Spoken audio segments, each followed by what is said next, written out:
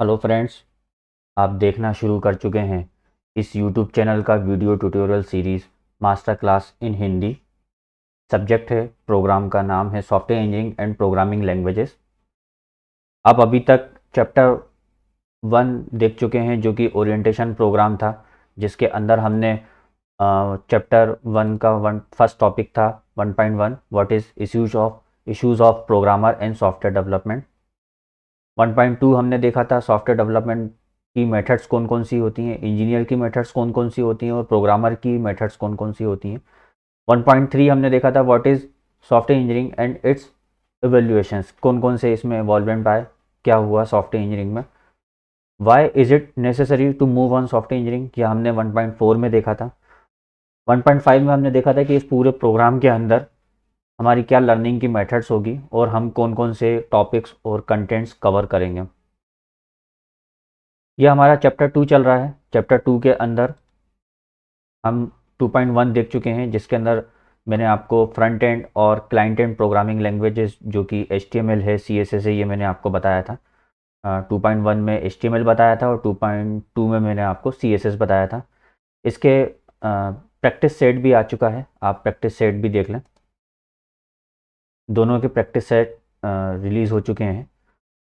इस वीडियो में मैं आपको बता रहा हूँ कि जावा स्क्रिप्ट, आपको पूरी कंप्लीट जावा स्क्रिप्ट बताऊंगा विथ, पहले स्टार्टिंग थ्योरेटिकल एक लेक्चर होगा और फिर उसके बाद एक लेक्चर पूरा उसका कंप्लीट उसका कोडिंग लेक्चर होगा, प्रैक्टिस सेट होगा। Let's start.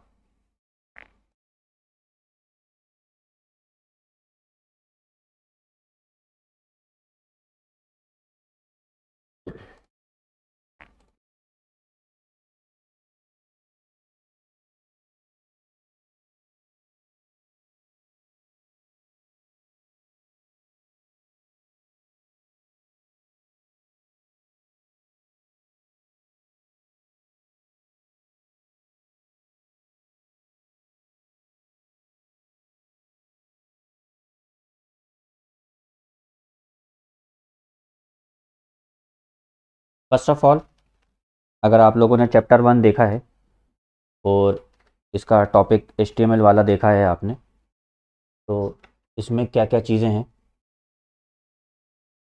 हमने जब इंटरनेट का एरा स्टार्ट हुआ था तो हमें HTML की नीड क्यों पड़ी और HTML कैसे आया, ये मैंने आपको डिक्लेयर किया था। फिर हमें HTML में ऐसी कौन सी प्रॉब्लम्स आ रही थी कि जिसकी वजह से हमने CSS को इंट्रोड्यूस करा। ओके, CSS को हमने इंट्रोड्यूस करा कि HTML में हमारी जो प्रॉब्लम्स आ रही थी उसको हमने रिजॉल्व करने के लिए CSS को लॉन्च करा। एज वेल एज एक हमारी नई नीड जनरेट हुई, हमारे इंटरनेट एरा में एक नई नीड जनरेट हुई जावा स्क्रिप्ट, जो जिसका रेजोल्यूशन जावा स्क्रिप्ट है। नीड क्या थी कि हमें जो टैग्स हैं उन टैग्स पे, HTML के जो टैग्स हैं उन पे हमें कोई ऑपरेशन करना है, कोई भी XYZ ऑपरेशंस करना हो, चाहे उनकी रन टाइम पे या आउटपुट आने के बाद, वेब पेज डिस्प्ले होने के बाद हमें कोई ऑपरेशंस करना है, कोई प्लस माइनस करना है, कोई कैलकुलेशंस करना है। और क्योंकि ये मैं क्लाइंट एंड की बात कर रहा हूँ तो that is only run on client and. Client and means एक सर्वर टेक्नोलॉजी होती है, सर्वर सर्वर हो गया और क्लाइंट हो गया। सर्वर वो जहाँ पर सारे वेब पेजेस स्टोर्ड हैं, वहाँ से डेटा उठ के आ रहा है। क्लाइंट एंड जहाँ पर यूज़र अपने लैपटॉप पे, डेस्कटॉप पे, इंटरनेट पे, ब्राउज़र पे वो चीज़ देख रहा है, तो वहाँ पर HTML रन हो रहा है, CSS रन हो रहा है और जावा स्क्रिप्ट रन हो रहा है। अब जावा स्क्रिप्ट के अंदर हमें क्यों ज़रूरत पड़ी, क्यों हमें HTML और रन टाइम पे मीन्स हमारा वेब पेज डिस्प्ले होने के बाद हमें कोई ऑपरेशंस एग्जीक्यूट करना है just for run time execution programs. जो हमारे रन टाइम के एग्जीक्यूशन प्रोग्राम आ चुके हैं उसे उसमें हमें रन टाइम में आफ्टर पेज डिस्प्ले हमें उसमें कुछ अमेंडमेंट्स करने हैं, कुछ स्टाइलिंग चेंज करनी है, कुछ HTML टैग्स में कुछ चेंजेस करना है, तो हमने जावा स्क्रिप्ट का इन जावा स्क्रिप्ट की हमें नीड पड़ी और जावा स्क्रिप्ट है ना इंटरनेट एरा में आया। अब what is JavaScript, what is JavaScript? JavaScript as a simple language, बहुत ही सिंपल लैंग्वेज है इसके अगर आपने जावा स्क्रिप्ट के बारे में अगर आपने पढ़ा है तो जैसा कि एक है ना मिथ है कि अगर मैं सी प्लस प्लस प्रोग्रामर की, बहुत सारे प्रोग्रामर्स का मिथ होता है कि अगर मैंने सी प्लस प्लस सीख लिया तो मेरे को सारे ज़माने की बेस जो है, प्रोग्रामिंग लैंग्वेज का बेस जो है सी प्लस प्लस है, तो मैं आगे कोई भी प्रोग्रामिंग लैंग्वेजेस सीख सकता हूँ। नहीं, मैं नहीं कह रहा हूँ कि ये ट्रू नहीं है, बट फिर भी ये जो है प्रॉपर वे नहीं है। ये सबसे जो बेसिक जो लैंग्वेज अगर मैं बात करूँ तो वो जावा स्क्रिप्ट है। और why is it called JavaScript? जब है ना जावा स्क्रिप्ट का जब क्रिएटेड हुआ था तो उसका नाम था लाइव स्क्रिप्ट। लाइव स्क्रिप्ट क्यों था? क्योंकि ये उसी टाइम पे उसको जब वेब ब्राउज़र ओपन हो जाता है, क्योंकि क्लाइंट एंड पे एग्जीक्यूट हो रहा है, वो सर्वर तक उसकी रिक्वेस्ट नहीं जा रही है, वहीं ब्राउज़र पे ही वो उसको एग्जीक्यूट करके डिस्प्ले कर रहा है। तो क्या होता था, वो जो जो उसका जो आउटकम होता था, जो रिजल्ट होता था, वो तुरंत आता है लाइव। तो पहले इसको लाइव स्क्रिप्ट बोलते थे, लाइव स्क्रिप्ट उसको बोला जाता था। लेकिन बाद में क्या हुआ, इसमें इवॉल्वमेंट हुआ, जावा का इन्वॉल्वमेंट हुआ। जावा एक लैंग्वेज है, जावा एक अनादर लैंग्वेज है, और जावा स्क्रिप्ट एक। तो जावा स्क्रिप्ट का जब इन्वॉल्वमेंट हुआ तो इसको जावा स्क्रिप्ट, जावा कंपनी जब सन माइक्रो सिस्टम जब इसमें इन्वॉल्वमेंट हुआ तो जावा कॉल्ड जावा स्क्रिप्ट कहलाने लगी। लेकिन बाद में जावा एक अलग लैंग्वेज हो गई और जावा स्क्रिप्ट एक पब्लिक लैंग्वेज हो गई, ब्राउज़र टाइप लैंग्वेज हो गई। इसके और भी कई सारे इन्वॉल्वमेंट हैं, और भी कई सारे ब्राउज़र्स के अलग अलग टर्म्स हैं, नेम्स हैं। और ये जावा स्क्रिप्ट लैंग्वेज जो है ब्राउज़र पे एग्जीक्यूट हो रही है। तो आज तक के जितने भी ब्राउज़र आए हैं, कोई भी ब्राउज़र आया हो, चाहे किसी भी ऑपरेटिंग सिस्टम का हो, वो सभी ब्राउज़र पे वो सपोर्टेबल है। किसी पे भी वो ऐसा नहीं है कि वो एग्जीक्यूट नहीं होगा। अब हम ब्राउज़र पे जावा स्क्रिप्ट के थ्रू हम क्या नहीं कर सकते हैं, क्या नहीं कर सकते हैं? हम कोई सर्वर ऑपरेशंस, मैंने आपसे बोला सर्वर का ऑपरेशंस नहीं कर सकते हैं, क्योंकि ये क्लाइंट एंड प्रोग्रामिंग है और जस्ट क्लाइंट पे ही एग्जीक्यूट हो रही है। तो हम इसमें क्या क्या नहीं कर सकते हैं, मतलब जो हमारे सर्वर्स की जो स्क्रिप्ट है वो एग्जीक्यूट नहीं करते हैं, सर्वर स्क्रिप्ट एग्जीक्यूट नहीं होती। ठीक है, एग्जीक्यूट, इससे क्या मतलब है एग्जीक्यूट नहीं होती? मीन्स हम सर्वर स्क्रिप्ट एग्जीक्यूट नहीं होती, वो दूसरे लैंग्वेजेस आई वहाँ पर और अजाक्स या जे क्वेरी लेकर आए, जहाँ पर हम सर्वर की स्क्रिप्ट को कॉल करते हैं, सर्वर स्क्रिप्ट को कॉल करते हैं।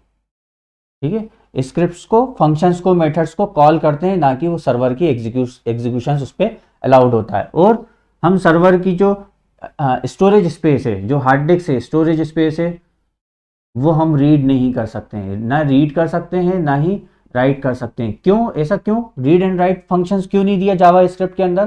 क्योंकि जावा स्क्रिप्ट के अंदर ये फंक्शन कहाँ चल रहा है?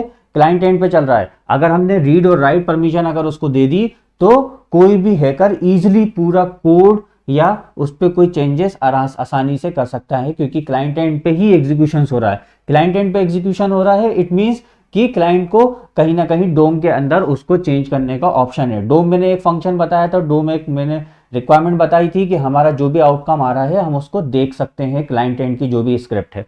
तो जब डोम के अंदर रीड राइट की अगर परमिशन अगर दे दी तो डोम के अंदर वो चेंजेस करके उसको, कोई भी चेंजेस करके वो चीज़ों को, स्क्रिप्ट को मॉडिफाई कर सकता है, लॉस कर सकता है, कुछ डेटा का लॉस कर सकता है।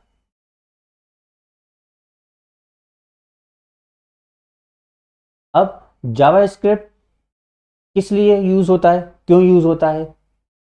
और सिर्फ जावा स्क्रिप्ट के अलावा कोई अल्टरनेट ऑप्शन है? ऑप्शन है, लेकिन वाइडली यूज होता है जावा स्क्रिप्ट, लेकिन वो सब भी जावा स्क्रिप्ट का ही काम करते हैं। लेकिन क्यों नीड हमें, ये कौन कौन से फंक्शंस और ऑपरेशंस को कर सकता है? जो भी आपके HTML और CSS के साथ इंटीग्रेशंस हैं, HTML और CSS के साथ इंटीग्रेशन है, वो कंप्लीट आपको ओवरकम एवॉल्व करके देता है। मीन्स कि हमें HTML में कोई आउटकम में चेंजेस करना हो, CSS में कोई आउटकम में कोई चेंजेस करना हो, तो वो हमें JavaScript full functionalities facilities provide करता है। अब as well as JavaScript के सपोर्टिंग या जावा स्क्रिप्ट की तरह और कौन कौन सी लैंग्वेजेस अवेलेबल हैं? एक है कॉफी स्क्रिप्ट, लेकिन ये सब एक जैसी लैंग्वेजेस हैं, इसमें कोई डिफरेंस, खास डिफरेंस नहीं आया। फिर उसके बाद एक आई टाइप स्क्रिप्ट आई, सिर्फ इन सब में सिंटेक्स का फर्क है। किस चीज का फर्क है? सिंटेक्स का।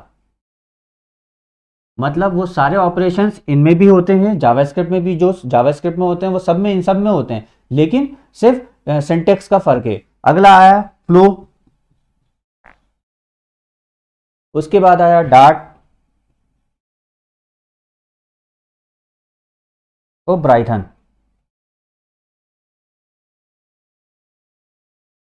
लेकिन अगर मैं ग्लोबली अगर बात करूं या आपकी अगर बात करूं तो आप सिर्फ जावा स्क्रिप्ट को ही ज़्यादा से ज़्यादा यूज़ करते हैं। ये बहुत डिफरेंट टाइप ऑफ लैंग्वेजेस हो गए, इनके डिफरेंट क्राइटेरियाज होगा, डिफरेंट यूजेस होगा।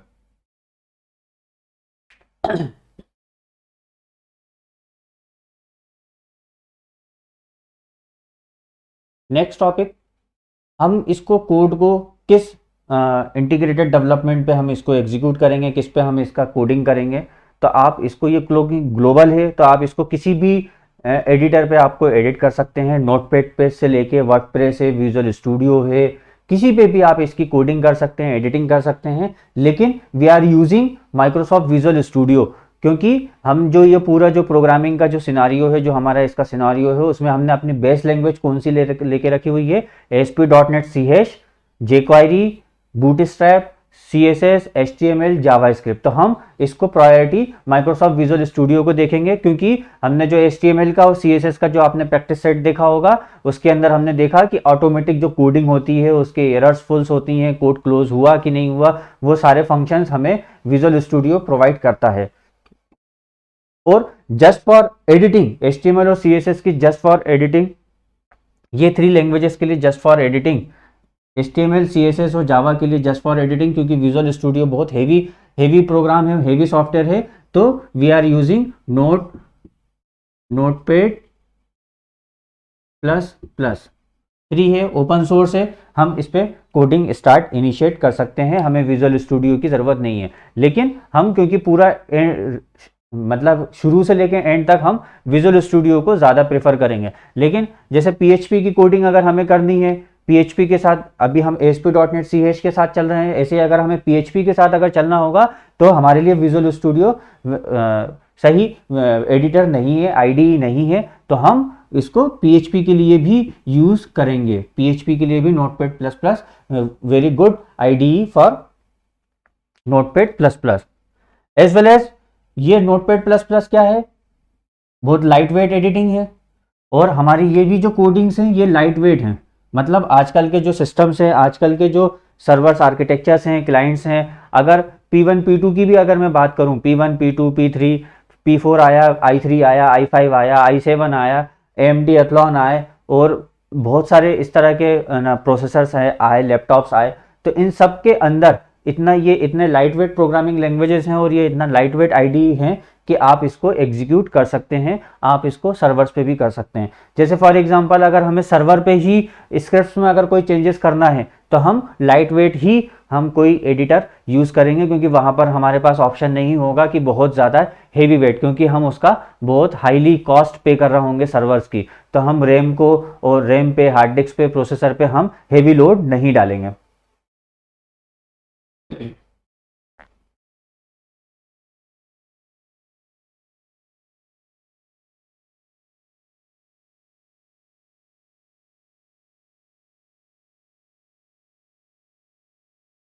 अब स्टार्टिंग में कोई भी प्रोग्रामिंग लैंग्वेज में एक हमारा हेलो वर्ल्ड प्रोग्राम लैंग्वेज होता है,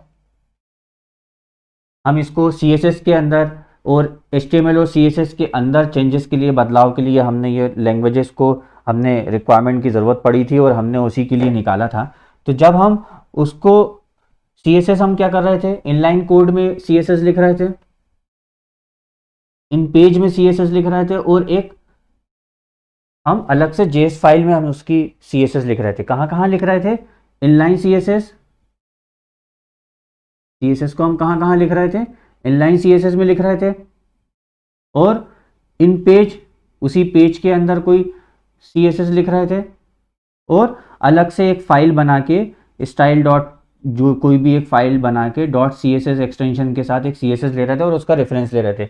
सेम उसी के साथ जेएस के साथ जावा स्क्रिप्ट के साथ भी सेम चीज़ होती है। हम इनलाइन भी कोड लिख सकते हैं, हम इन पेज के अंदर भी कोड लिख सकते हैं और एक अलग से डॉट जेएस फाइल बना के भी कोड लिख सकते हैं।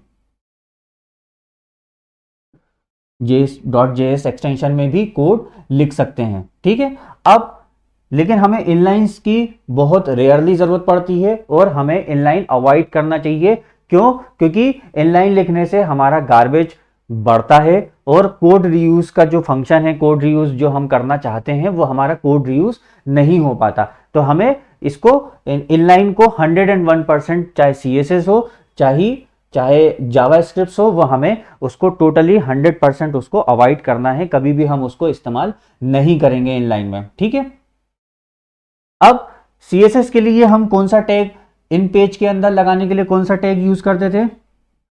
फाइल अटैच करने के लिए लिंक और उस वहीं पर उसी पेज पे अगर कोड लिखने के लिए हमें स्टाइल टैग हम यूज करते थे, स्टाइल टैग यूज करते थे और स्टाइल टैग क्लोज, और इसी के अंदर हम CSS के कोड लिख देते। जावा स्क्रिप्ट के अंदर भी सेम हमें क्या लिखना रहेगा? स्क्रिप्ट और स्क्रिप्ट टैग क्लोज, और यहां पर आप कोडिंग लिखना स्टार्ट कर देंगे। Getting my point? तो अब स्क्रिप्ट स्टाइल में हमें यहाँ पर रिलेशंस में उसका बताना पड़ता था कि ये क्या चीज़ है, तो हम उसमें बताते थे कि डेट इज स्टाइल शीट। ऐसे ही हमें जावा स्क्रिप्ट में भी यहाँ पर हमें बताना पड़ता है कि ये स्क्रिप्ट किस चीज़ की स्क्रिप्ट है, ठीक है। लेकिन अगर आप दोनों में ही वो चीज़ डिफाइन नहीं करते हैं तो भी वो काम करेगा, पूरा फंक्शन वो काम करेगा। क्योंकि स्क्रिप्ट में भी बाद में इतने इन्वॉल्वमेंट हुए कि उसके अंदर भी हमें टाइप डिफाइन करना पड़ता है, इतना ज़्यादा इन्वॉल्वमेंट हुआ। अब यहाँ पर हम टेक्स्ट के फॉर्मेट में ले रहे थे, यहाँ पर जो हमारा जो है पूरा कर्ली ब्रैकेट्स और जो बेसिक हमारी प्रोग्रामिंग लैंग्वेजेस जहाँ से स्टार्ट हुई थी उसी फंडामेंटल पे ये वाली प्रोग्रामिंग लैंग्वेजेस चलती है। तो सबसे पहला मैं आपको एक प्रोग्रामिंग लैंग्वेजेस का एक कॉमन सबसे हाईली यूज्ड होने वाला जो है वो है एलर्ट। एलर्ट कोई भी हमें एक मैसेज ड्रॉप करना है, क्लाइंट्स को मैसेज ड्रॉप करना है, तो हम उसके लिए एक कोड होता है अलर्ट।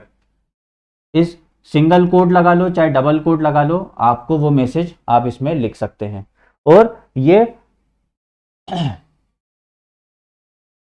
इस मैसेज के अंदर, इस ब्रैकेट के अंदर आप वेरिएबल्स और इन सब चीजों का भी इस्तेमाल कर सकते हैं। अब जैसा कि मैंने आपको बताया कि ये कोड कब एग्जीक्यूट होता है, कब एग्जीक्यूट होता है जब वेब पेजेस और CSS जब डिस्प्ले में आ जाते हैं, देन उसके बाद ये कोड एग्जीक्यूट होता है, ठीक है। इसके बाद एग्जीक्यूट होता है। तो हम CSS को कहाँ लगा रहे थे? हेड टैग में लगा रहे थे। CSS की स्टाइल को हम हेड टैग में भी लगा सकते हैं, और सारे कोड्स जहां बॉडी टैग का एंड होता है, एंड से पहले भी हम CSS का स्टाइल लगा सकते हैं। मीन्स कि हम चाहते हैं कि हमारा पूरा कोड पहले डिस्प्ले में आ जाए, देन उसके बाद वो चीज़ एग्जीक्यूट हो। लेकिन CSS तो आप कहीं भी लगाओगे सेम टाइम पे ही एग्जीक्यूट होगी। बट जावा स्क्रिप्ट के साथ ऐसा है कि अगर आपने पहले लगाया, हेड टैग में लगाया या फिर कहीं और लगाया, तो वो साथ में लोड होगा। लेकिन अगर बॉडी टैग में, अगर लास्ट में अगर बॉडी टैग जहां क्लोज होता है वहां उससे थोड़ा सा पहले, बॉडी टैग क्लोज से पहले अगर आपने स्क्रिप्ट टैग लिखा है, तो वो आफ्टर कोड डिस्प्ले के बाद ही वो एग्जीक्यूट होगी। तो इट मींस हमारा एक और रूल्स यहां पर आ गया कि हम जब भी स्क्रिप्ट टैग लिखेंगे या स्क्रिप्ट टैग का उसकी जेएस फाइल की जब हम रेफरेंस लिखेंगे, तो वो हम बॉडी टैग जहां क्लोज होता है उससे पहले लेंगे। हम हेड टैग में या बिफोर हम उसकी कोडिंग नहीं करेंगे, किसी भी कंडीशन में या किसी भी हालत में उसकी कोडिंग नहीं करेंगे। ये सारे रूल्स और पॉइंट्स आप नोट डाउन करके रखिएगा। अब स्क्रिप्ट के अंदर जैसा मैंने आपको बताया था एक एट्रीब्यूट होता है टाइप। टाइप मींस क्यों हम बताते हैं टाइप? इसलिए कि अगर आपको लैंग्वेजेस की टाइप डिफाइन करना हो, मींस टाइप के अंदर एट्रीब्यूट की कॉमन है टेक्स्ट ऑब्लिक ऑब्लिक जावा स्क्रिप्ट और डबल कोट क्लोज, और हमारा ये टैग क्लोज कर देंगे। ये इधर ना आके ऐसे हम इसमें एट्रीब्यूट डिफाइन कर देंगे। दूसरा एट्रीब्यूट होता है लैंग्वेज। लैंग्वेज किस लिए होता है? लैंग्वेज पहले यूज होता था, पहले यूज होता था, अब यूज नहीं होता। एज वेल एज हम इनलाइन वहीं के वहीं कोड, उसी पेज में कोड नहीं लिख रहे हैं, तो हम किसी जेएस फाइल का या जावास्क्रिप्ट फाइल का हम रेफरेंस लेंगे, तो हम रेफरेंस के लिए, जेएस फाइल के रेफरेंस के लिए हम SRC tag, SRC attribute use करेंगे हम, और उस फाइल का लोकेशन, जैसा कि हम इमेज टैग में यूज करते हैं और सीएसएस को लिंक करने के लिए सोर्स फाइल का यूज करते हैं। तो जो हमारा सोर्स का यूआरएल होगा वो भी मल्टीपल होगा, जैसे हम इमेजेस में ले रहे हैं या स्टाइल शीट में ले रहे हैं, किस किस टाइप का होगा? नंबर एक टाइप होगा कि जहां पर ये फाइल जहां पर है सेव है उसी जगह पे, मतलब related URL, simple file name हम दे देंगे, फाइल नेम डॉट जेएस, ठीक है, रिलेटेड, और उसी उसी डायरेक्टरी के कुछ पेरेंट्स डायरेक्टरी के डायरेक्टरी में, मतलब उसी लोकेशन के पेरेंट डायरेक्टरी पे, डबल पेरेंट डायरेक्टरी पे, और ट्रिपल पेरेंट डायरेक्टरी, फिर डायरेक्टरी का नाम, और फिर उसके बाद फाइल डॉट जेएस, या फिर रिमोट यूआरएल। रिमोट यूआरएल मतलब हमने यहाँ पर पूरा कंप्लीट एचटीटीपी से लेके पूरा कंप्लीट यूआरएल डाल दिया। हम तीनों तरीके से ले सकते हैं, तीनों तरीके से हमारे पास उसमें ऑप्शन है।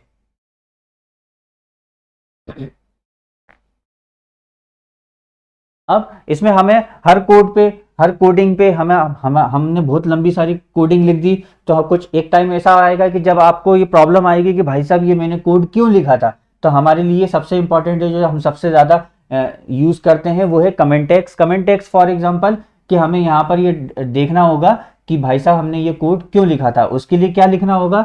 या तो इन लाइन के एंड में आपने को लगा देना है डबल स्लैश, बैक स्लैश, उल्टा वाला स्लैश, ठीक है, बैक स्लैश उल्टा वाला, ठीक है।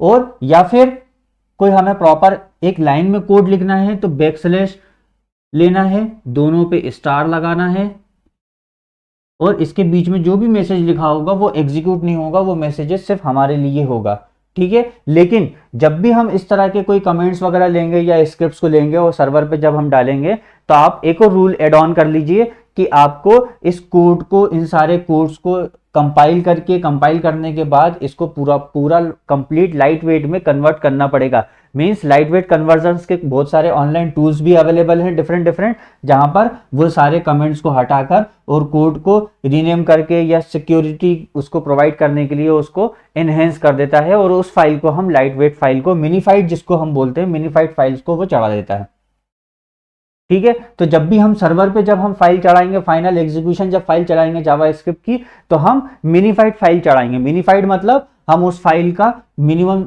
मिनीफाइड करके, उस ना उसमें कोई कमेंट्स होंगे, ना ही हमारी कोडिंग ओपनली उसमें डिस्प्ले होगी, वो किसी और टर्म्स में या किसी और तरीके से वो रिप्लेस हो जाएगी, ताकि इजीली कोई उसको कोड को रिवर्स इंजीनियरिंग ना कर सके। उसको कर पॉसिबल तो तब भी है क्योंकि आपकी CSS HTML और जावास्क्रिप्ट आपकी क्लाइंट एंड कोडिंग है, लेकिन वो इजीली नहीं है, इजीली नहीं है। उसको एक तरीके से वो दोबारा कोड लिखने लायक पूरा काम हो जाएगा, तो इससे अच्छा वो दोबारा ही लिख लेगा, वो आपके कोड में उंगली क्यों करेगा।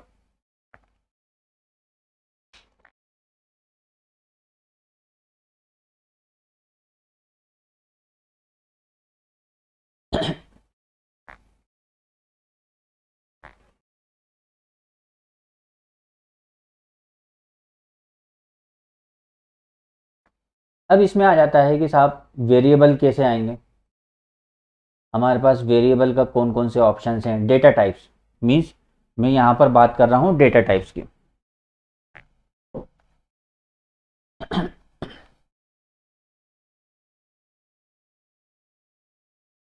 बहुत सारी प्रोग्रामिंग लैंग्वेजेस में, हर प्रोग्रामिंग लैंग्वेजेस में डेटा टाइप होता ही होता है। और जैसा कि स्टार्टिंग में ही मैंने आपको बोला था कि अगर आपने जावा स्क्रिप्ट सीख ली तो आपको आगे की प्रोग्रामिंग लैंग्वेजेस सीखने में बहुत आसानी हो जाएगी।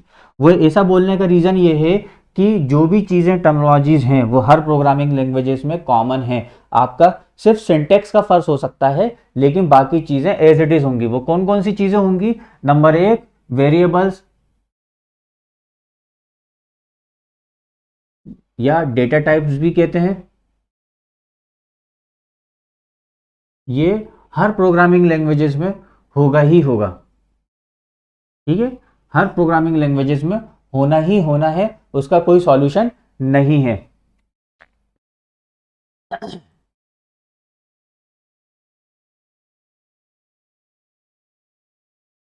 वेरिएबल्स हो गए, डेटा टाइप्स हो गए, हर प्रोग्रामिंग लैंग्वेजेस में होगा। टाइप कन्वर्जन होगा, type conversion means data type, जो भी डेटा टाइप है उसको कन्वर्ट करना है, स्ट्रिंग है तो न्यूमेरिक में करना और न्यूमेरिक है तो स्ट्रिंग में कन्वर्ट करना। बेसिक ऑपरेटर्स और मैथमेटिकल ऑपरेटर्स, मैथमेटिकल कंपैरिजंस, ये सब होगा ही होगा। कौन कौन सी ऑपरेटर्स, कौन कौन से operators, mathematical operators. Mathematical operators कौन कौन से होते हैं, प्लस है, माइनस है, मल्टीप्लाइड बाय, डिवाइड, ये सब मैथमेटिकल, ये चारों मैथमेटिकल ऑपरेटर्स होगा। प्लस कंपैरिजन ऑपरेटर्स मींस कौन कौन से कंपैरिजन ऑपरेटर्स होगा, लेस देन, ग्रेटर देन, ये सब कंपैरिजन ऑपरेटर्स होगा। तो ये सारी चीजें हर लैंग्वेजेस में होगा ही होगा, हर हालत में होगा। कुछ चीजें सिंटेक्स का फर्क हो सकता है, लेकिन ऐसा नहीं है कि बिल्कुल वो चीज होगी ही नहीं, ठीक है। कंडीशनल ब्रांचिंग, कंडीशनल ब्रांचिंग हर एक में होगी। कंडीशनल ब्रांचिंग क्या होती है, कंडीशनल, हम यहां पर सिर्फ एक वर्ड ले लेते हैं, कंडीशनल। कंडीशनल ब्रांचिंग किस किस तरीके से होती है, आपने सुना होगा इफ अगर हमारा ये होता है, इफ, तो इफ कंडीशन ये होती है, ये कंपैरिजन लिखा है ना, कंडीशन अगर ये होती है तो ये कोड एग्जीक्यूट कर दे।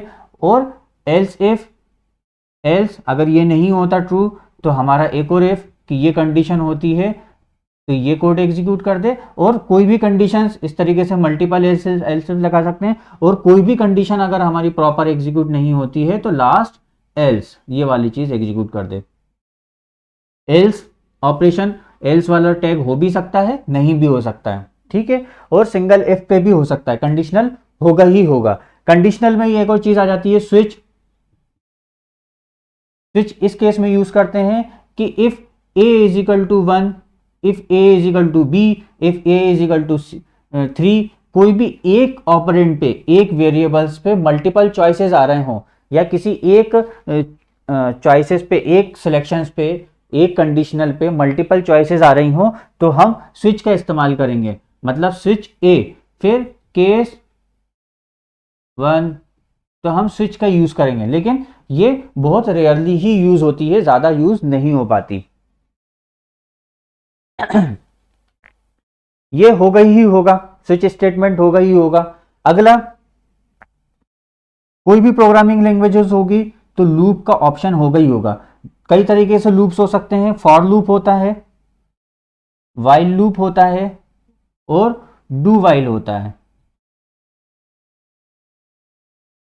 क्या होता है लूप का मतलब, क्या होता है कि एक कंडीशन है, मींस मैंने आपसे फॉर एक एग्जांपल एक ऑपरेशन बोला कि एक टंकी है, टंकी में जब एक बाल्टी जब पानी बचे, या नीचे का लेवल 1 तक पानी दिखे, तो इसमें तब तक पानी भरते चले जाओ जब तक कि इसका लेवल 10 ना हो जाए, ठीक है। ये मैंने आपको कंडीशन दे दी, आपको ऑपरेशन दिया, मींस कि इसको 1 से नीचे मत जाने देना और 10 से ऊपर मत जाने देना, और इसको खाली भी मत होने देना। तो आप क्या करेंगे, बार बार आप देखेंगे कि इसकी कंडीशन जैसे ही 1 से बिलो आने लगेगी तो हम इसमें पानी तब तक भरते रहेंगे जब तक कि इसका लेवल 10 नहीं हो जाता। तो सबसे पहली कंडीशन क्या हो गई, इनिशियल कंडीशन। इनिशियल कंडीशन मतलब i is equal to 2, level 2 जब लेवल 2 अगर हो या लेवल 2 से नीचे हो तो हमें इसमें तब तक पानी भरना है, जब तक कि वो i इज इक्वल टू या ग्रेटर देन 10 ना हो जाए। ये मैंने यही आपको कंडीशन बताई, means initial condition, final condition, और क्या चीज करना है, कौन सा ऑपरेशन, प्लस करना है, एड ऑन करना है, सब्ट्रैक्ट करना है, कोई भी ऑपरेशन हो सकते हैं। तो अगर तीनों operation, initial condition, final condition और क्या एग्जीक्यूशन, क्या प्लस माइनस ये करना है, तो एक साथ अगर हम डिफाइन करना है, that is for loop. While का मतलब ये है कि इनिशियल कंडीशन हम पहले चेक कर रहे हैं, फिर ऑपरेशन के अंदर फाइनल कंडीशन हम ऑपरेशन करने के बाद हम फाइनल कंडीशन चेक कर सकते हैं। मतलब जैसे ही i इज इक्वल टू 2 हो हम पानी तुरंत भरना शुरू कर देंगे, कंडीशन बाद में चेक करेंगे कि अब हमारा 10 हुआ कि नहीं हुआ। लेकिन हो सकता है हम ये वाली कंडीशन चेक करके फिर उसके बाद उसको प्लस माइनस या जो भी XYZ या प्लस माइनस करके उसकी कंडीशन चेक करेंगे, और कंडीशन अगर सक्सेस हो जाती है तो कंटिन्यू, नहीं होती है तो एंड ऑपरेशन लगेगा। और as well as do while loop. Do while loop means कि मैं आपसे कह रहा हूं कि आप तो इसको जब भी चेक करने आओ तो एक बाल्टी साथ में लेकर ही आओ, पानी भर के पानी लेकर ही आओ, उसको तो डाल ही दो। मतलब एक बार तो उसको एग्जीक्यूट कर ही दो, एग्जीक्यूट कर ही दो, एक बार वन टाइम तो आपको एग्जीक्यूट करना ही है। फिर उसके बाद आप इसकी फाइनल कंडीशन चेक करो और प्लस माइनस वगैरह जो भी करना है। मतलब हम यहां पर इनिशियल कंडीशन चेक नहीं कर रहे हैं। तो हमारा ये डू वाइल हो गया। लूप मीन्स तब तक वो चीज करते रहो जब तक कि आपका फाइनल कंडीशन नहीं आ जाता। अब लूप के साथ मैंने आपसे बोला कि जो इस लैंग्वेज है वो सभी लैंग्वेज में होगा। अब फंक्शंस,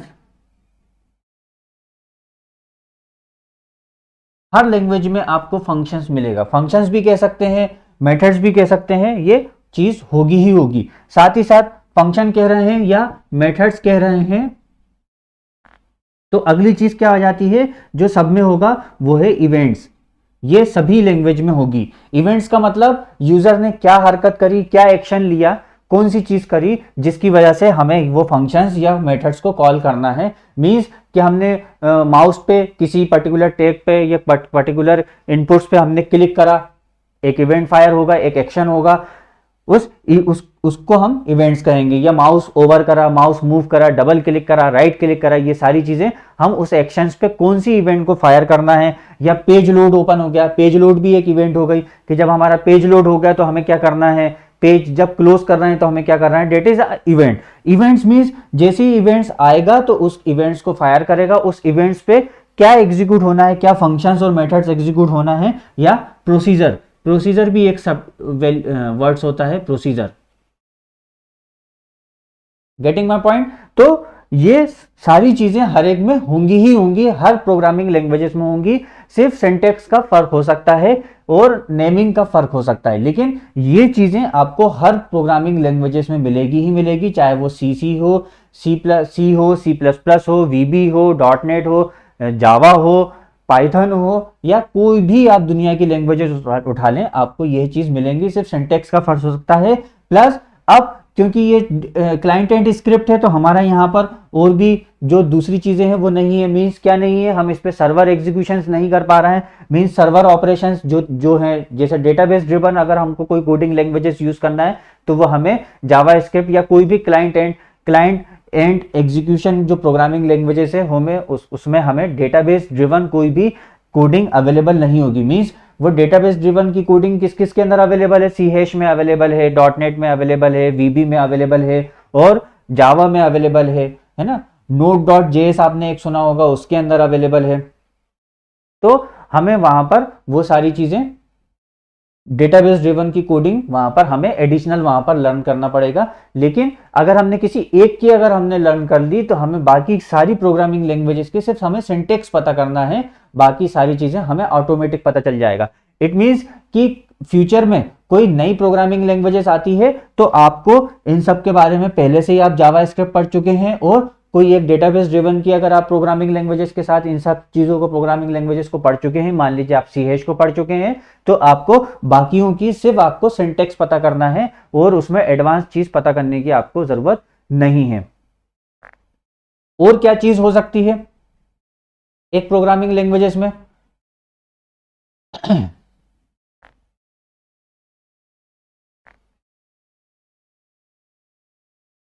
जावा स्क्रिप्ट में एक एडिशनल होता है इटरेशन। जैसा मैंने आपको फर्स्ट एक एग्जांपल, कोड ऑफ एग्जांपल बताया है, अलर्ट। अलर्ट मींस कि जावा स्क्रिप्ट में दूसरी प्रोग्रामिंग लैंग्वेजेस में हमें अगर कोई यूजर इंटरफेस को वेब पेजेस पे कोई अलर्ट फंक्शंस देना है, प्रॉम्प्ट देना है, तो वो हमें वहां पर उस कोड पे हमें जावा स्क्रिप्ट का कोड एग्जीक्यूट करवाना पड़ता है। C# में, PHP में जावा स्क्रिप्ट का कोड एग्जीक्यूट करवाना पड़ता है। इट मींस कि हमारे पास जो इटरेशंस हैं, जो प्रॉम्प्ट है, मैसेजेस हैं, अलर्ट्स हैं, ब्राउज़र इवेंट्स हैं, वो ब्राउज़र इवेंट्स हम सिर्फ जावा स्क्रिप्ट में ही एग्जीक्यूट कर सकते हैं। हमें दूसरी लैंग्वेजेस में वो चीज़ अवेलेबिलिटी नहीं है, क्योंकि वो क्लाइंट एंड पे एग्जीक्यूट ना होकर सर्वर एंड पे एग्जीक्यूट होती है। तो वहां से एक कोड जनरेट होता है जो कि जावा स्क्रिप्ट का एक वो कोड जनरेट करके वो हमें इटरेशंस हमें प्रोवाइड फैसिलिटी प्रोवाइड करता है। मीन्स जावा स्क्रिप्ट में इटरेशंस कोडिंग एक्स्ट्रा है जहां पर हम एग्जीक्यूट करते हैं, जो कि हमें क्लाइंट सर्वर एंड की कोडिंग में हमें अवेलेबल नहीं है। ठीक है। अब एक हर लैंग्वेजेस में एक चीज कॉमन होती है, वो ही ऑब्जेक्ट ओरिएंटेड। ऑब्जेक्ट ओरिएंटेड मतलब 9th पॉइंट में आपको बता देता हूं।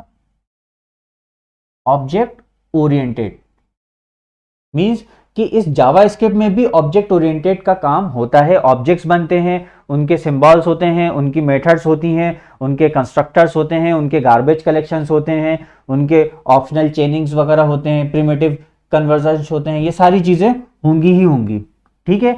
अब जैसा कि मैं यहां पर बोल रहा हूं वेरिएबल, तो वेरिएबल्स कौन कौन से हो सकते हैं? वेरिएबल्स जैसे मैंने बोला कि हम रियल लाइफ दुनिया में हम कौन कौन सी चीजें पढ़ते हैं। लैंग्वेज सीखने के लिए हम सबसे पहले अल्फाबेट्स पढ़ते हैं, A B C D, capital A B C D, small A B C D. फिर उसके बाद हम नंबर्स पढ़ते हैं, 0 1 2 3 4 5 6। फिर हम उनका सेट ऑफ कैरेक्टर्स मिला के हम वर्ड्स सीखते हैं। ठीक है। और सेट ऑफ वर्ड्स को मिलाकर फिर हम एक है ना सेंटेंस बनाते हैं, एक पैराग्राफ बनाते हैं। ठीक है। फिर सेट ऑफ पैराग्राफ्स को मिलाकर हम एक बहुत सारा कंटेंट बनाते हैं, एक स्टोरी बनाते हैं। ठीक है। तो ये रियल लाइफ हो गई। रियल लाइफ में ही हमने नंबर्स पे हमने एक मैथमेटिकल ऑपरेशन लगाया, फिर उस पे कंडीशनल ऑपरेशन लगाए, कंडीशनल कंपैरिजन करा। तो वो सारी चीजें से ही, रियल लाइफ से ही ये सारी चीजें प्रोग्रामिंग लैंग्वेजेस बनी है। तो हमने जो एबीसीडी सीखी डेट इज वेरिएबल, जो हमने एबीसीडी सीखी डेट इज वेरिएबल, स्मॉल और कैपिटल दोनों वेरिएबल्स। और इसको हम स्ट्रिंग भी बोलते हैं, दूसरी लैंग्वेजेस में स्ट्रिंग भी बोलते हैं और कैरेक्टर भी बोलते हैं। और फिर सबसे फर्स्ट हमने अल्फाबेट्स को, सेट ऑफ अल्फाबेट्स को जोड़कर हमने एक बनाया, तो कैरेक्टर का अरे हो गया।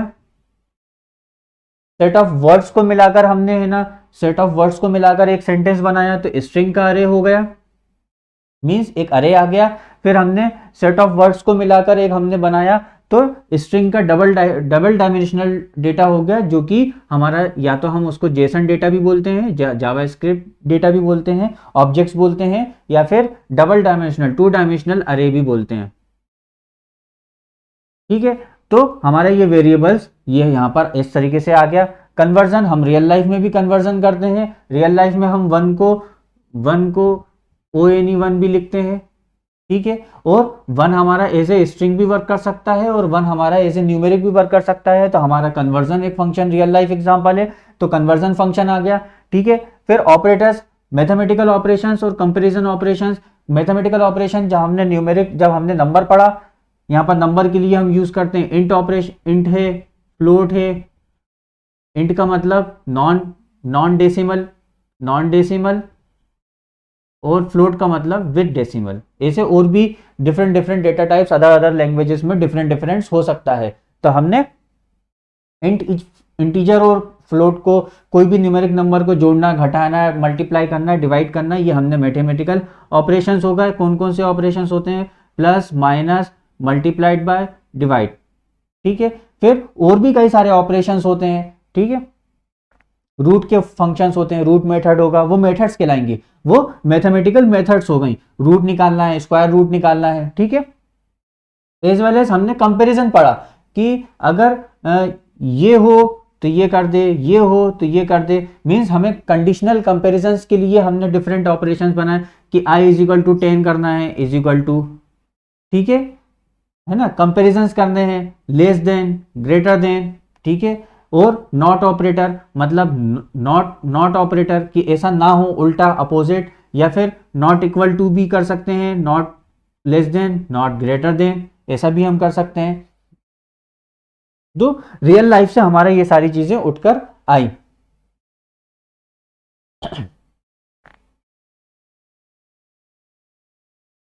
ठीक है।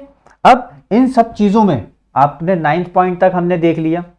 अब हमारा 10th पॉइंट आ जाता है, जो इसके अंदर भी होता है और सभी प्रोग्रामिंग लैंग्वेजेस में होगा।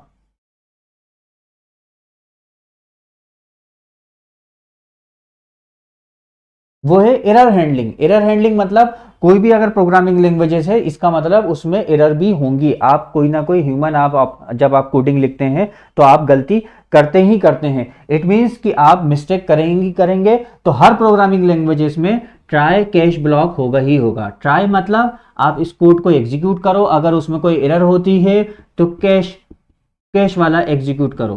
कैश वाला मतलब उस कोड में अगर एरर होती है तो कैश में हम कोई उस एरर का हमें क्या हैंडलिंग करनी है। मीन्स हम हो सकता है वहां पर मैसेज ड्रॉप कर दें यूजर को कि प्रीवियस कोड में एरर है। हो सकता है हमें अगर ये एरर आ रही है तो हम इस एरर के साथ क्या करना है। फॉर एग्जांपल रियल लाइफ एक एग्जांपल ले लेता हूं कि अगर हम कोड एग्जीक्यूट करते हैं, कोड एग्जीक्यूशन में कोई एरर आई तो हमें ये हो सकता है कि हम यहाँ पर कोई टेबल में ऑपरेशंस कर रहे होंगे, तो कैश ब्लॉक में वो चेक करेगा कि भाई साहब ये कोड, ये टेबल अवेलेबल है या कोड ये वेरिएबल्स अवेलेबल है कि नहीं है। अगर नहीं है तो उसको इनिशियलाइज कर दे। मींस ट्राई कैश ब्लॉक, अगर वो चीज नहीं है उसका उसका क्या एरर हैंडलिंग करनी है हमको, वो हम कैश ब्लॉक में करेंगे। लेकिन ऐसा कोड जो ट्राई में एरर हो या ना हो, कैश एग्जीक्यूट हो या ना हो, लेकिन दोनों ही सूरतों में एक हमारा कोड एग्जीक्यूट हो, डेट मीन्स फाइनली।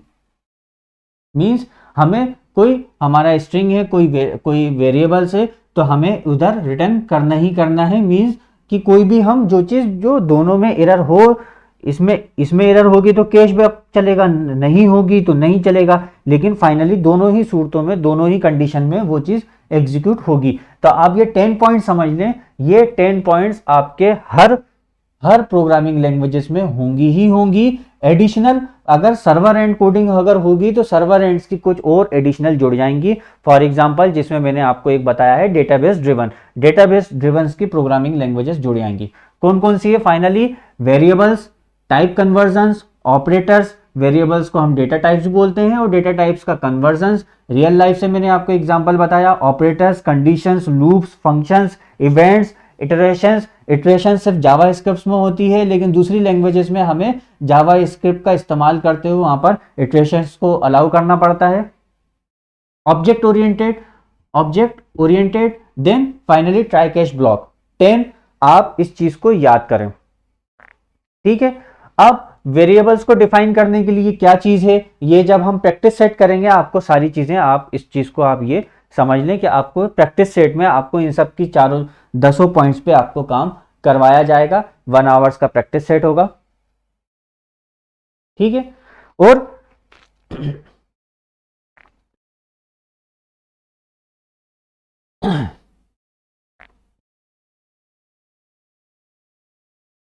इसी में एडिशनल जैसे मैंने बोला है इटरेशन बोला ना, जो सिर्फ जावा स्क्रिप्ट में होती है, तो दूसरी लैंग्वेजेस में हमें जावा स्क्रिप्ट का कोई मैसेज इटरेशंस अगर हमें करवाना है तो जावा स्क्रिप्ट का वहां पर कोड फ्लो करना पड़ता है, जिसकी वजह से वो यूजर, क्योंकि जावा स्क्रिप्ट क्लाइंट एंड प्रोग्रामिंग है, तभी वो क्लाइंट एंड से ही एग्जीक्यूट होकर वो मैसेज डिस्प्ले होगा। लेकिन हम दूसरी जो सर्वर एंड की प्रोग्रामिंग है हम उस पर फ्लोट नहीं कर सकते हैं, ठीक है। इसके साथ ही इसमें एक और एड ऑन हो जाता है जो सिर्फ जावा स्क्रिप्ट में होती है, या जावा स्क्रिप्ट के जो एडेड जो प्रोग्रामिंग लैंग्वेजेस हैं, अजाक्स है, जेक्वेरी है, उसमें होती है, बाकी किसी में नहीं होती है। वो क्या चीज है? जैसे कि मैं यहाँ पर बोल रहा हूँ ना वेरिएबल्स, ठीक है। तो HTML में क्या चीज, हम HTML में हमें क्या चीज जरूरत पड़ी थी जिसकी वजह से हमने जावा स्क्रिप्ट बनाया, कि हमें after page display, after HTML, after CSS हमें कुछ ऑपरेशंस या कुछ चेंजेस करना है, तो हमें जावा स्क्रिप्ट की जरूरत पड़ी। मीन्स हमें आफ्टर एग्जीक्यूशन हमें कुछ चेंजेस करना है, HTML में चेंजेस करना है, ठीक है। तो हमने यहाँ पर एक और नई चीज जुड़ जाती है जहां पर हम टैग सिलेक्शन बोल सकते हैं इसको, जो सिर्फ जावा स्क्रिप्ट या उसके एडेड प्रोग्रामिंग लैंग्वेजेस में ही होती है। मीन्स कौन कौन सी? नंबर 1 जो एडिशनल है इसके अंदर वो है टैग सिलेक्शंस। मींस कि अगर कोई HTML का टैग है, HTML टैग है, उसका सिलेक्शंस, ये जावा स्क्रिप्ट में होती है, अजाक्स में होती है, जेक्वेरी में होती है। टैग का सिलेक्शंस मतलब हम इस टैग को एज ए वेरिएबल ले सकते हैं, एज ए डेटा टाइप ले सकते हैं, और उसके अंदर का जो कंटेंट है वो ले सकते हैं, मीन्स टेक्स्ट ले सकते हैं, HTML ले सकते हैं। ये जावा स्क्रिप्ट में एडिशनल होता है। फिर इस पे ऑपरेशंस या इस पे हम चेंजेस कर सकते हैं, मीन्स हम उस पे एड ऑन हम उसकी स्टाइलिंग कर सकते हैं।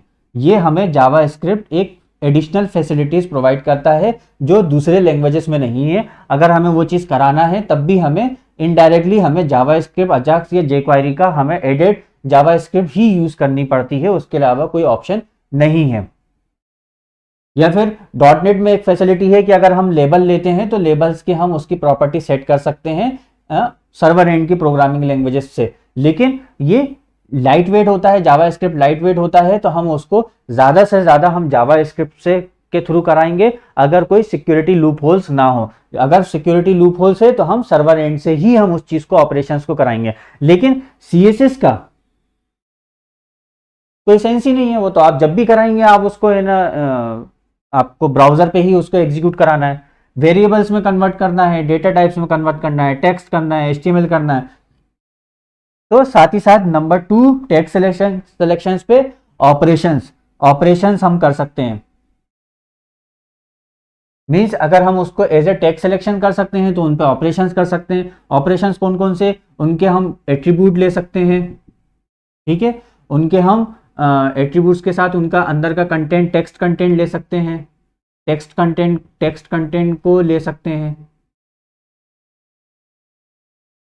स्ट्रिंग में ले सकते हैं, उसके कंटेंट्स को चेंज कर सकते हैं, कंटेंट को चेंज कर सकते हैं,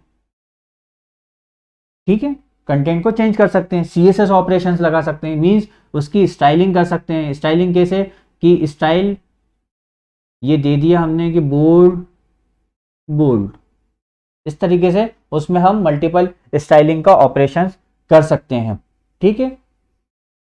इट मीन्स कि हमें यहाँ पर मल्टीपल कुछ चीज़ें हमें एडिशनल मिलती हैं जावा इसके स्क्रिप्ट के अंदर, जो कि सिर्फ जावा स्क्रिप्ट में ही है, और दूसरी लैंग्वेजेस में आपको जावा स्क्रिप्ट के थ्रू ही उस चीज़ को ऑपरेशन कराना पड़ता है। लेकिन सर्वर एंड पे भी कोडिंग होती है, लेकिन वो सर्वर पे जाएगा, फिर उसका नया पेज, मतलब मीन्स हमारा ये वाला जो पेज होगा वो पोस्ट बैक होगा, पोस्ट बैक इवेंट फायर होगा, जो कि लाइट वेट नहीं होगा। वो सर्वर पे जाएगा, एग्जीक्यूट होगा, देन रिटर्न आएगा। इट मीन्स कि वो लाइट वेट नहीं होगा। और लाइव, हम जावा स्क्रिप्ट को पहला क्या नाम था, लाइव स्क्रिप्ट, मतलब वो लाइवली नहीं होगा, ठीक है। ये हम उसमें एडिशनल करते हैं। As well as JavaScript के अंदर फिर बाद में जब अजाक्स और jQuery आया, वो क्यों आया, जब हमें सर्वर एंड के कोई फंक्शंस को या मेथड्स को हमें एग्जीक्यूट करना पड़ता था, या उस फंक्शंस को हमें कॉल करना है, तो इन फंक्शंस को इंट्रोड्यूस किया गया, जहां पर ये बोला कि आप सर्वर एंड्स की मेथड्स को आप कॉल कर सकते हैं, ठीक है। और उनको कॉल करने के लिए भी उनने दो अलग अलग तरीके से बनाए, एक सिंक तरीका बनाया, सिंक, ठीक है, और एक असिंक्रोनस, ठीक है। सिंक्रोनस और असिंक्रोनस क्यों बनाया सिंक और असिंक्रोनस, कि जो हमारा जो सर्वर एंड के मेथड्स को उसको जब हम कॉल करें तो वो किस लेवल पे हो, सिंक्रोनाइज्ड हो और या असिंक्रोनाइज्ड हो, ठीक है।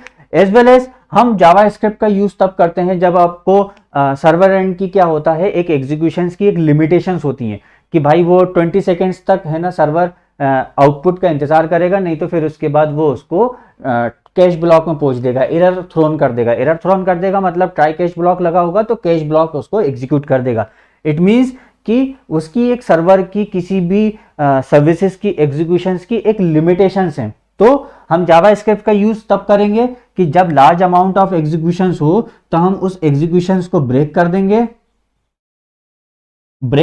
और ब्रेक करने के बाद स्मॉल एग्जीक्यूशंस में उसको कन्वर्ट करके वन बाय वन उसको एग्जीक्यूट करवाएंगे। मींस आपको लाखों करोड़ों का एक्सेल का कोई डेटाबेस है, कोई बल्क में आप डेटा इंपोर्ट्स कर रहे हैं, तो वो इतना number of executions, number of SQL queries और नंबर ऑफ फंक्शंस, मेथड्स, ये सब चीज है ना, जब एग्जीक्यूशंस की जब बात आती है तो हमारा सर्वर उस सब चीज को एग्जीक्यूट करने में काफी वक्त लगा देगा, काफी टाइम लगा देगा, और हमारा टाइम आउट हो जाएगा। टाइम आउट आपने बहुत से कई बार एरर देखी होगी, टाइम आउट ऑपरेशन हो जाता है।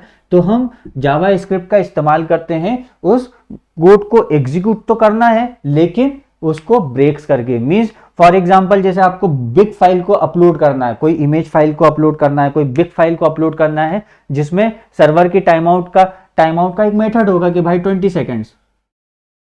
सेकंड्स में अगर वो कोड एग्जीक्यूट हुआ तो ठीक, नहीं हुआ तो हम उसको एरर थ्रोन कर देंगे। तो मतलब हम टाइम आउट होने से पहले या टाइम आउट होने से पहले छोटे छोटे ब्लॉक्स में, स्मॉल स्मॉल पैकेट्स में, प्रोग्रामिंग लैंग्वेजेस में हम उसको एग्जीक्यूशंस करेंगे। इसलिए भी हम जावा स्क्रिप्ट का या एक्टिव जावा स्क्रिप्ट का, अजाक्स का या जेक्वेरी का हम यूज करते हैं। साथ ही साथ मान लीजिए कि हमें जावा स्क्रिप्ट पे कोई दूसरी मेथड्स या दूसरी वेबसाइट से कम्युनिकेट करके कोई डेटा एग्जीक्यूशंस कराना है, मेथड्स को एग्जीक्यूशंस कराना है, जिसको हम बोलते हैं एपीआई। तो हम जावा स्क्रिप्ट में हम एपीआई कॉल्स भी कर सकते हैं, एपीआई कॉल्स भी हो सकती है जावा स्क्रिप्ट में। For example, real life example से, जैसे हमें एपीआई को कॉल करके एसएमएस गेटवे से एसएमएस भेजना है। रियल लाइफ प्रोग्रामिंग लैंग्वेजेस की प्रॉब्लम है, एपीआई को कॉल करके, एसएमएस गेटवे की एक एपीआई होगी और हमें उस पे एपीआई के थ्रू मैसेजेस थ्रोन करना है। तो एपीआई कॉल करने का भी फंक्शंस, मेथड्स जावा स्क्रिप्ट में अवेलेबल है, जहां पर आप एपीआई को कॉल करके जावा स्क्रिप्ट पे कोई भी एपीआई को कॉल करके उस फंक्शंस को, उस मेथड्स को, उस प्रॉब्लम्स को एग्जीक्यूट कर सकते हैं। ठीक है, एपीआई भी मेथड अवेलेबल है।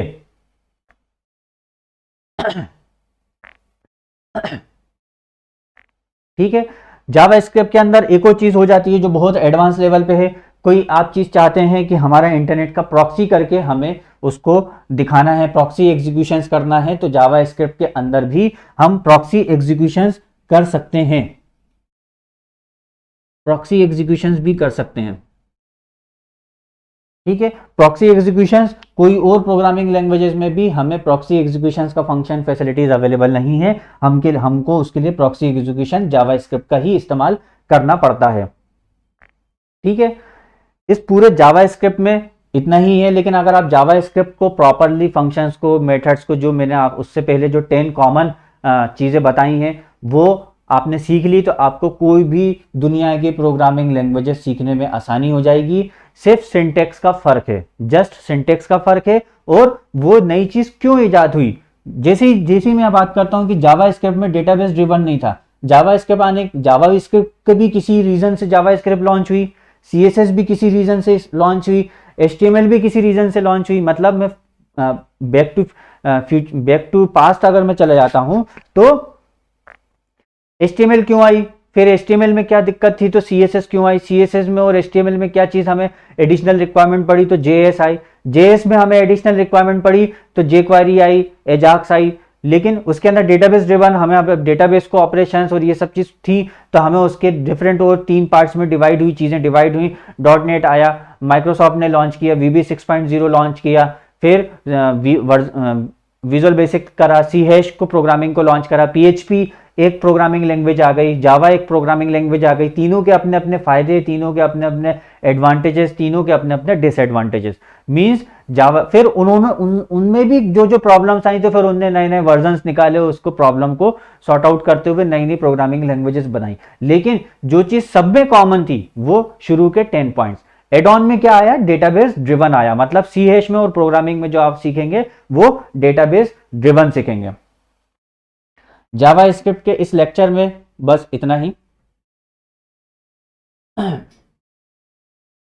जिन्होंने अभी तक इस YouTube चैनल को सब्सक्राइब नहीं किया है वो सब्सक्राइब कर लें और बेल आइकन प्रेस कर दें, ताकि आपको जो भी हमारे वीडियो ट्यूटोरियल्स होंगे उनके अलर्ट्स आपको आते रहेंगे, इस चैप्टर्स के अलर्ट्स आते रहेंगे। आपको इस मास्टर क्लास से रिलेटेड कुछ अगर उस पर्टिकुलर चैप्टर के टॉपिक में अगर कुछ प्रॉब्लम है, कोई क्वेश्चंस हैं या सॉल्यूशंस हैं, तो आप वहीं उसी टाइम पे पहुंच सकते हैं।